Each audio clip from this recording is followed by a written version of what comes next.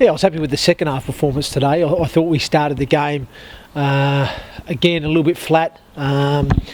Too many silly penalties, and we didn't respect possession enough, and we allowed Doncaster to have the field position. I mean, luckily enough, defensively we were pretty resolute and strong on our try line, and like I said, we only conceded the 4 points there going in at half time. But I was pretty disappointed. We spoke about it before the game. We knew the conditions were wet, greasy, and I spoke to the players about how we needed to play the game in that first half and for the whole game, and I just felt we probably tried to chance our arm a little bit and overplay, and we just weren't disciplined enough with the ball in hand in terms of our plan and execution of skill and things like that. And we let ourselves down first half, and we addressed that at half time, and I thought we were a totally different team second half. We were content to go through the process and get to end of sets and finish with quality outcomes, and we just grinded down the opposition, which I said would happen. And like I said, we finished the game very strongly and won comfortably in the end. So very, very, very pleased with the second half performance from today, but again, it's been a fantastic week for us. Let's not get away from that. It's been a big week.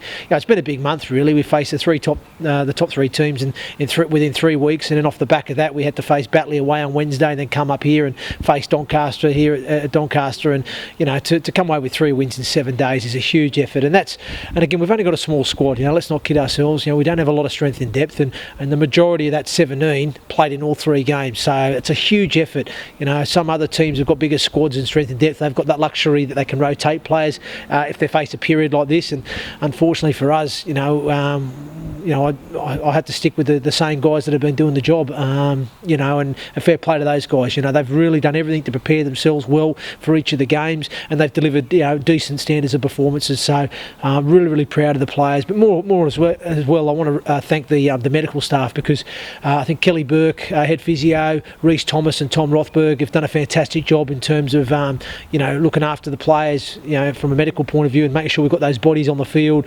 Also Mike Eccles and Dan Mays, the S&C guys as well, with some of our recovery intervention stuff, really, really helped the players to recover and give them the best possible chance to perform on game day. So I want to give a big rap to our backroom staff there, and Danny Ward as well, who's been fantastic, because it was a tough week, especially with me playing as well, and he's been a massive support for me this week as Danny, helping us in terms of preparing the team and things like that. So the backroom staff need to take a massive rap, and obviously Nobby as well on match days has been a big help for me to help manage those games too. So it's been a really good team effort from everyone, and that's not only the playing squad, but also the people behind the scenes as well. So I've got to thank everyone for that, and hopefully now we get a few days away now to freshen up and recover and recuperate, and then we've got to make a big push with 6 games to go. And I've spoken to the players in there about we can't control what's going on around us, all we can control is what we can control, and it's week by week trying to box those games off, and hopefully we put ourselves in a position to finish in the top 4, which was always the goal from the start of the season.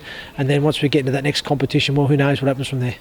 Yeah, absolutely. Yeah, to keep a clean sheet in 40 minutes is fantastic, and like I say, I was disappointed even to concede points in the first half, because again, Doncaster had all that field position, they had all that possession, and through no fault but our own, because we were poor with our completion rate, and we were giving away silly penalties.